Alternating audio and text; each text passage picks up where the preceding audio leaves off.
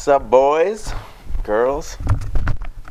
So I got a comment actually in the last video I posted, and this actually led into exactly the topic that I wanted to talk about, but it didn't really occur to me that it was linked. So basically, the comment or question was, what's the reasoning for dropping the deadlift? So basically, not doing the negative portion of the lift and just getting to the top and basically dropping it, resetting. Well, the answer for that essentially is that powerlifters typically, in their really like intense sets, maybe like a max rep of 5 set or something like that, they're just trying to demonstrate strength, so they tend not to do the negative for those, and then because it might rob you of a rep kind of thing. Like you're trying to test your, I guess, potential. And for the reason I was doing it was because I was doing an AMRAP to figure out, with whatever amount of reps that I got, I was going to plug it into a calculator and figure out my 1 rep max like that without actually testing it directly. And so basically,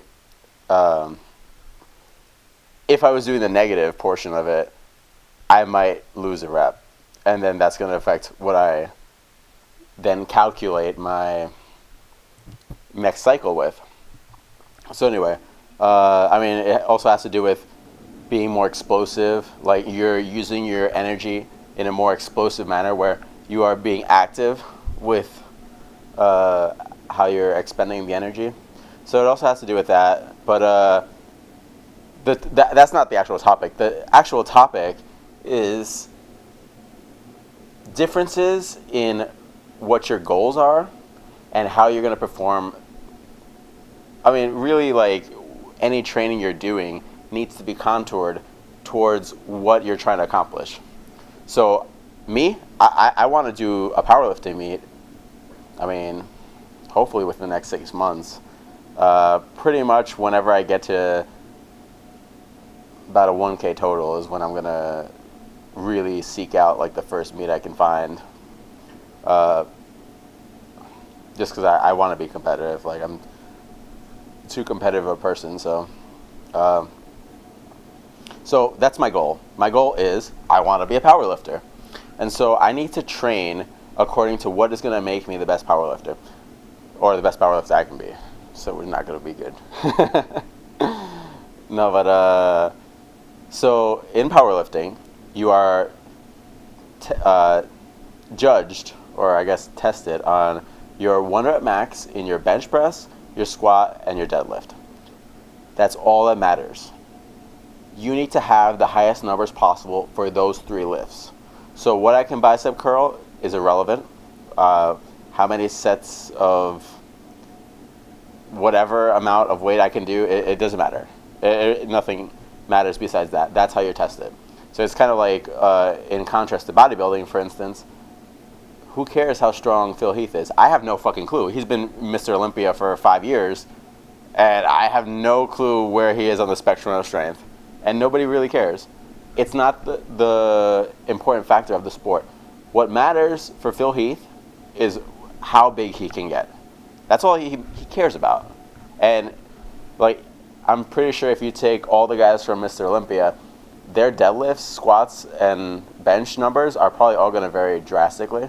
And probably, I mean, I couldn't really speak for it. But the point is, their goal is just size. So they're training according to that. And so you always have to have that in mind. And I'll use the example of deadlift and squat and how that would vary. So for instance, let's say you're a bodybuilder and you're using the squat in your routine and you want to accumulate as much size as possible. Well, you might actually train beltless and just do all your training year-round beltless. Now, that's going to actually take away a little bit of the amount of weight you can maybe do for a 4x10 set or something like that. But you're doing that consciously because you just want to have more core involvement into the lift. So just to build more mass. And so that's a viable strategy. Also with the deadlift, you might do all your sets controlling the negative on the way down. And that is a great muscle builder. But again, that might lower the amount of weight you can do for a given amount of set and rep scheme, or amount of volume you can handle, you know. So you have to be conscious of what you're trying to do and how you're going to skew things to help you progress more linearly towards what you want. Wish I could think of more examples off the top of my head, but yeah, I mean, pretty much is that. Like, I'm kind of beating a dead horse at this point, but just make sure that when you're planning how you're going to be lifting. Actually, I should throw in one example though. So for instance, I've been doing low bar squat for like a year and a half now, and I got really good at it. My low bar squat,